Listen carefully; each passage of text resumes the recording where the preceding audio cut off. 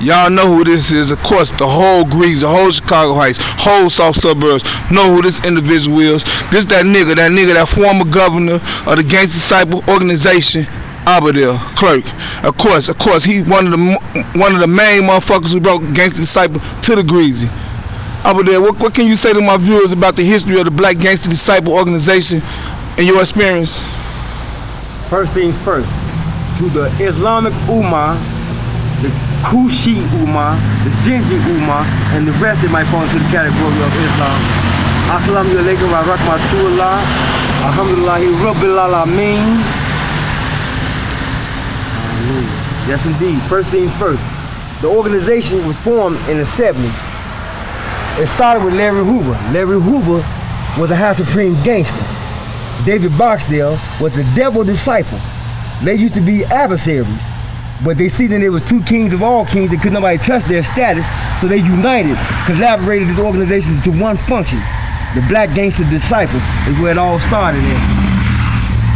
I was only 13 years old when I first became a Black Gangsta Disciple. There it is right there. BGD. The Gangsta Disciples originated from Black Gangsta Disciples. That's our original pitchfork. So, what it was, after Larry and King David, the king of all kings, saw that they couldn't be adversaries no longer, that there was two of a kind, Larry said, well, David, I'm always be a gangster no matter what. David said, well, Larry, I'm always be a disciple. I'm devil disciple, you have supreme gangster. So what we're going to do with this organization, we're going to be gangster disciples, but black gangster disciples. So the organization unified, and the Black Gangsta Disciples organization emerged. So after that founded, we had an organizational movement with the black gangsters, who are today known as Breeze, Booney Black the leader. The devil disciples, the High Supreme Gangsters became Black Gangsta Disciples. The black gangsters are Breeze today, and then we had the black disciples, King Shorty, may his soul rest in peace. So that was one organizational function, and to the concept emerged. When David Boxdale died, may his soul rest in peace, when he succumbed, Larry Hoover became the king of all kings of the disciples. But we always had the Latin folks. They was always our organizational family, our first cousins. The Latin Spanish gangsters, the Supreme, the Cobras, you know, all of these original Maniac Latin disciples. Maniac Latin disciples, the Maniac Latin disciples. All of them was always, all the Latino folks was always our family, including the Simon City Royals. They was a part of the Latin category, and we was associated with the Mad Black Souls, the Gangster Souls. All of them we was all as one with them in the 80s, until the concept emerged. And when the concept emerged, then Larry went his way, and then it just became Latin folks and the Gangster Disciples. That's where it all came from. And so I was only 13 years old when I became a Black Gangsta Disciple. I came to Ford Heights, which was known at that particular time as East Chicago Heights. And when I first came out here, there was no organizations, but in Chicago Heights, which was known as the Northern Players.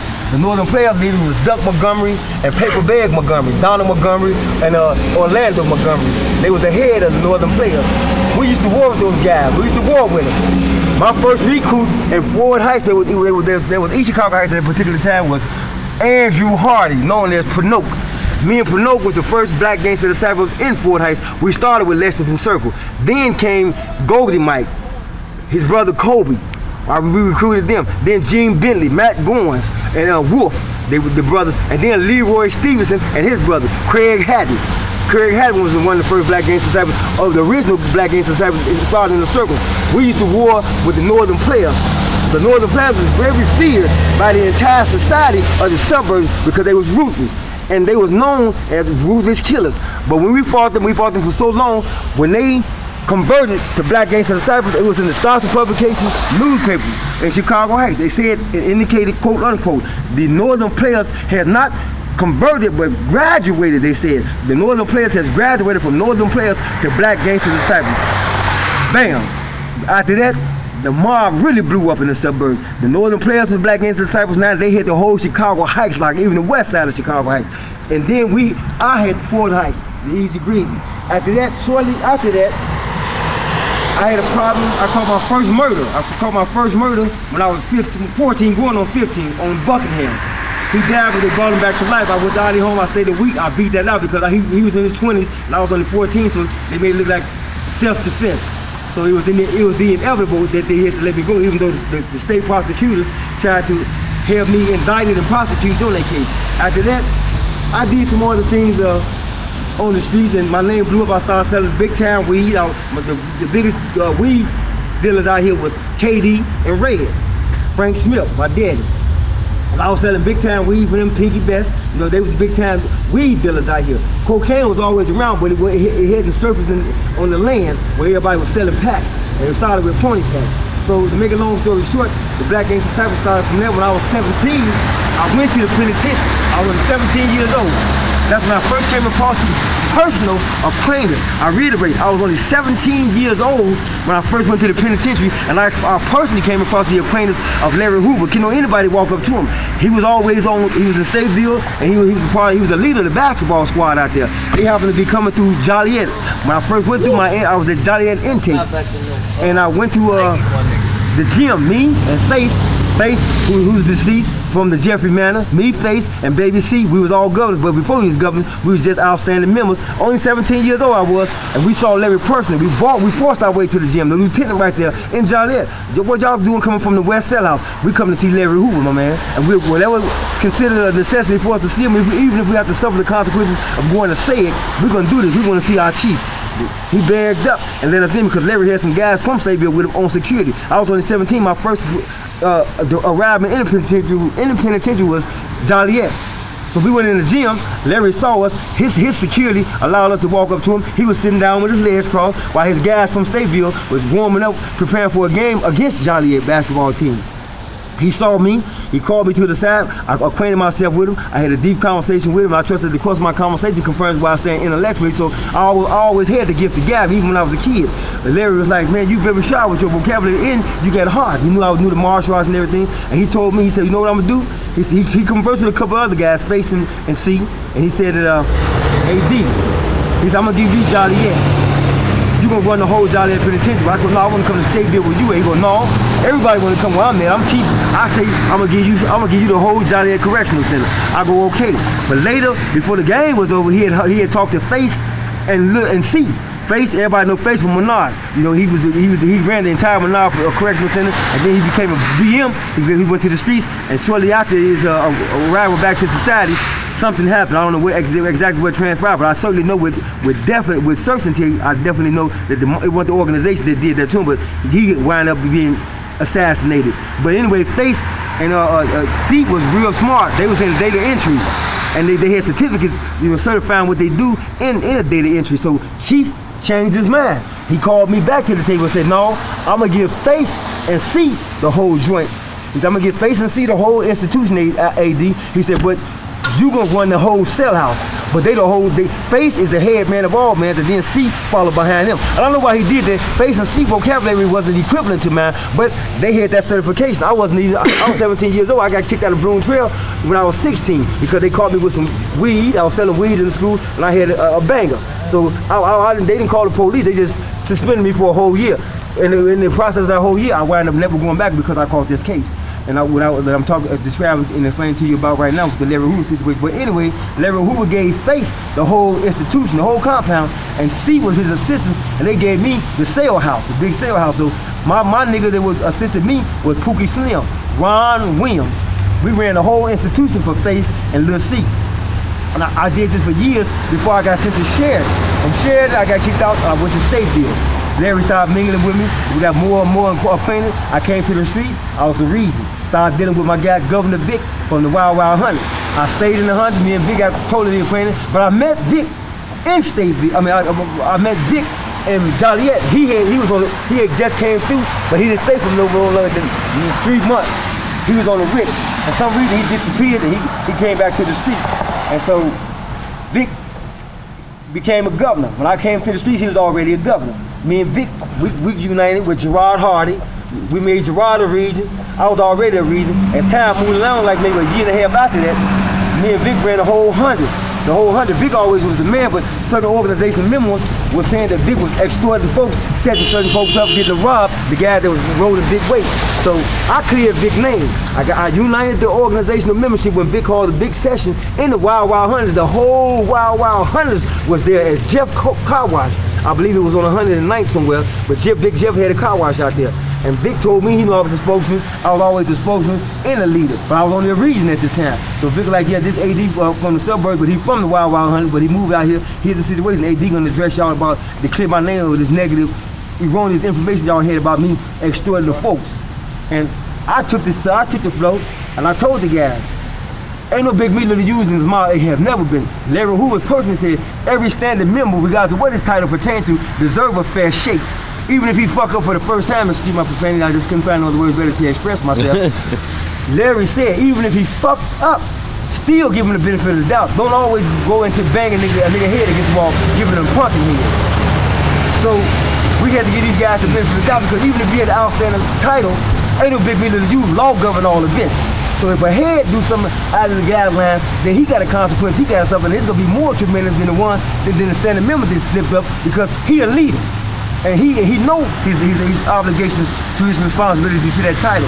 So anyway, I took the flow and I told the guys in the 100, I said, you know, we all got a responsibility to individually live up to the expectations of law govern all events. Mr. Larry Hoover knew that when he organized his organization and the concept emerged, he knew that he couldn't personally have the opportunity to acquaint himself with the entire membership, even though we was worldwide. He knew he couldn't do this because of his confinement. So he said, my way of introducing myself to this organization for those that want to be a part of it is through the concept. The creed, the players read, the players die, the presentation, the common sense approach, the preface dialogue, all these different isolated units that serve as a whole and what this whole concept pertain to. Larry said, if you about me on the streets, wherever you're at, China, Beirut, I don't care what you do, that's why we dropped the beat. Larry said, we ain't gonna make it a black movement no more. I don't care what you do, if you're from Vietnam, if you're from Arabia, wherever you from, if you want to be a gangster disciple and you got that G in you, then it ain't a black movement no more. That's why we dropped the beat and became gangster disciples, to unify every race that had G in them, to stand on the organization function as a standing member by those means. So I let the guys know that we all got a responsibility to live up to the expectations of we're ordained to do this if you're a standing member to this function.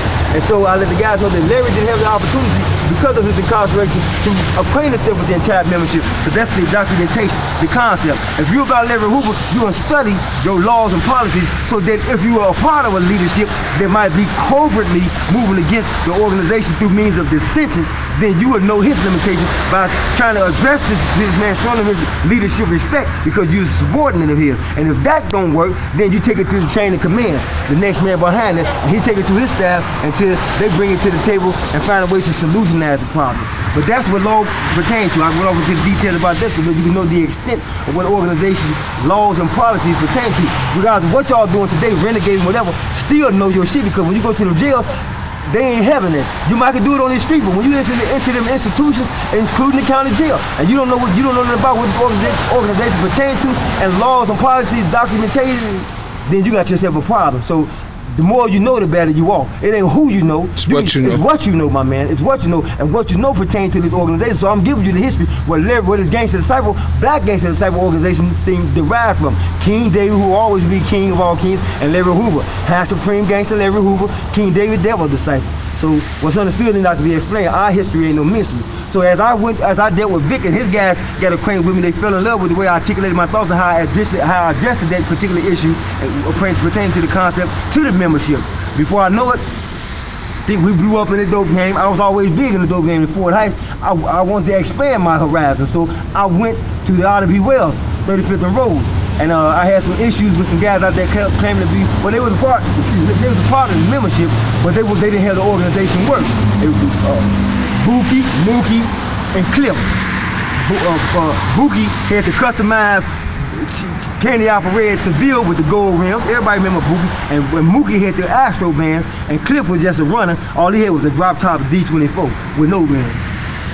They had Cliff running that area, and the R.B. Wells was banging. I must admit, they was getting dizzy, you know what I'm saying? And so I stepped on the scene, and I saw that Cliff wasn't taking care of his business like he's supposed to. So I stepped on his toes. Let me use your phone. I moved along. I had a situation with Cliff, who was working for Mookie and Bookie. He went through the region of that area. Sure. Me and CB and Vic, we had did some things short as he before he became a BM that the feds got right now. we always good. They was all governors, but I was a reason at that time. So I war with them niggas on that spot. I wasn't running from nothing. I took some of my men with me from the hundreds. TC short for Too Cold. Me, TC, for Morgan Park, and a couple others, we went out there and took over land. I didn't want to involve Vic, even though everybody knew Vic and AD. Everybody knew who Vic and AD was in the organization. We used to deal with Muscle G, Les, the governors that the Bogus boys killed. From 47 to Vince is, Les was the governor in that particular area. Leslie Brown, also known as Muscle G. He was the man for that area. So when the Bogus boys killed Les, then Vic was running that area too, because Vic got kids by Les' sister, Gloria Brown. I was dealing with his sister, Can, Juanita Brown. So I didn't want to take Vic to the Ivy well, because Vic was preoccupied in the hundreds. So I know I'm AD, I know I can stand my own grounds, I know I had the ability to intellectually capitalize on anything I want to. I'm deep into the martial arts. I don't talk the talk, I walk the walk. So I'm not trying to impress nobody. I want y'all to know who AD is, Albadale. My history ain't no mystery. Every nigga knew I was always a vegetarian. I've been a vegetarian since I was 16. And not only that, my reputation is known for knocking niggas' teeth out of the mouth, because I do martial arts.